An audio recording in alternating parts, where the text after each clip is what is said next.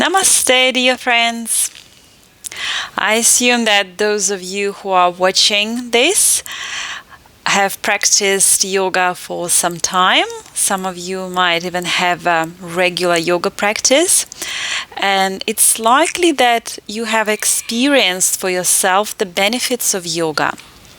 So you might or you might not have wondered, what are the benefits of yoga? How does it actually work?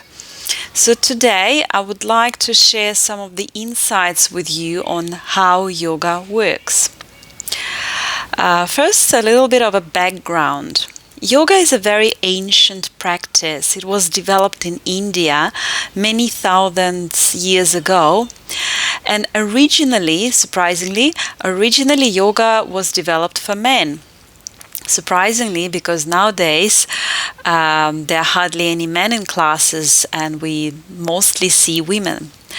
So yoga was developed as a spiritual practice to prepare body and mind, to bring them into balance on the path to awakening. It can be called enlightenment or liberation. So what that means is that in every human being, there is an energy called Kundalini that sits at the base of the spine. For most people, it lies dormant for most of or even for the whole of their lives. If that energy starts to awaken and move in the body without proper preparation, it can create havoc in the body and the mind. So yoga can help gently prepare body and mind to deal with that awakening. So originally yoga was developed as a spiritual practice. But in the West, in our society, yoga is commonly understood as a system of exercise for health and fitness. That is only one component of yoga, actually two. One is asanas, what is traditionally called. In our classes, it's mostly movements and some postures.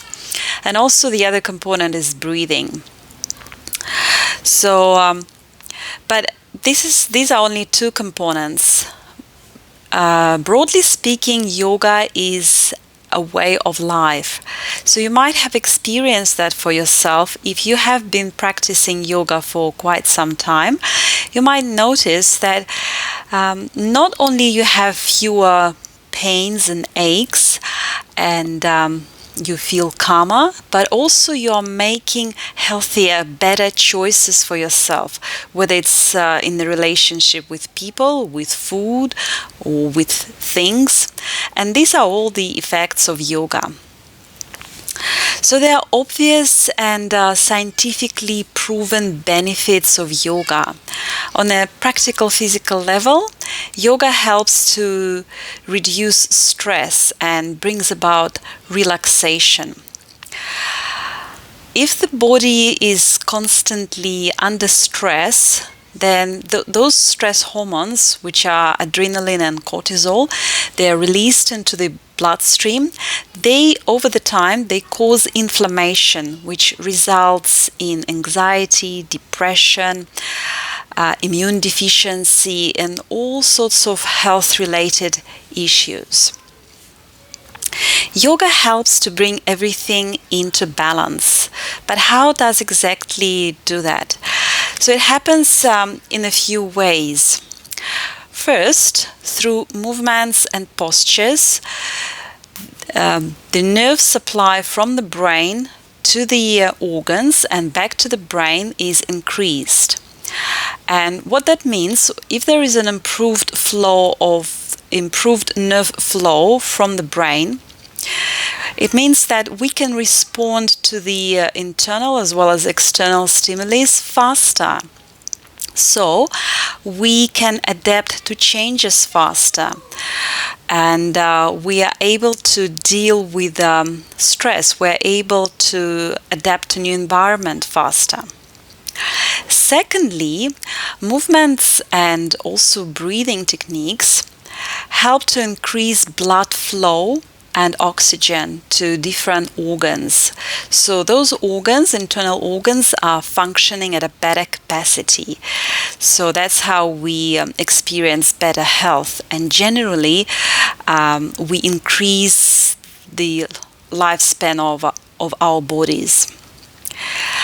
Next, yoga creates new neural pathways in our brain. So how does that happen? For example, in class, when we give instructions like this, bring your right hand behind the back of your head, draw your right knee up and over the chest, hold on to it. So you might remember that instruction from the class.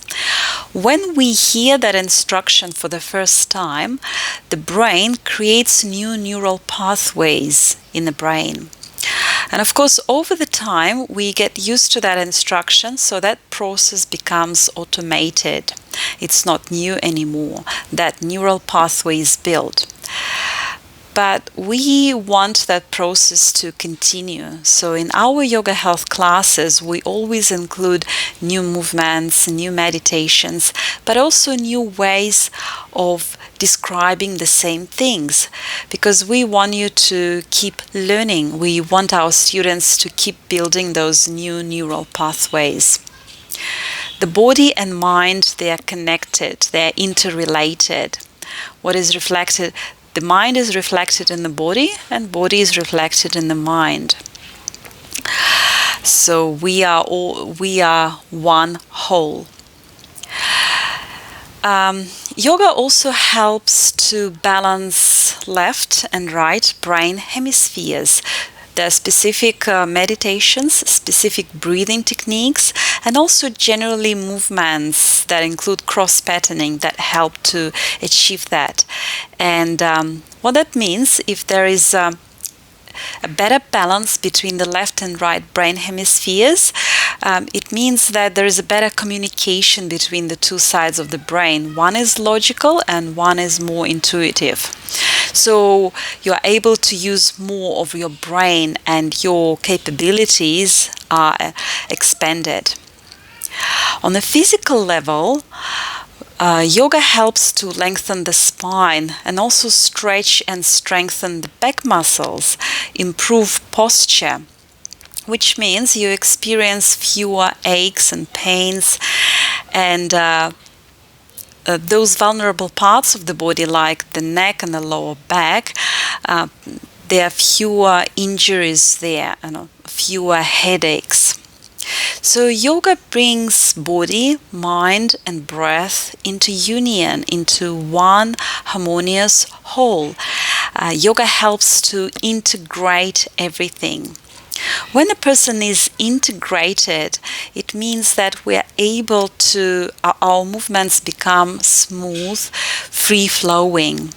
Our mind is clear and our breath is deep. So this lessens the occurrence of injuries. It slows down aging process, and it simply allows us to enjoy life. Enjoy means perceiving and living life in full with joy, rather than simply make our living. So these are the obvious benefits of yoga, and as I mentioned, they are scientifically proven, and the choice whether to continue with your yoga practice or not is up to you. But I trust that you will make the right choice to continue your yoga practice, and hopefully this video has been of some benefit and use to you, and is helping you and inspiring you to continue with your yoga practice. And by the way, some of these things that I've shared today, we go deeper into the mechanics and physiology and the theory of yoga in our yoga teacher training program. So if anyone is interested, feel free to ask me.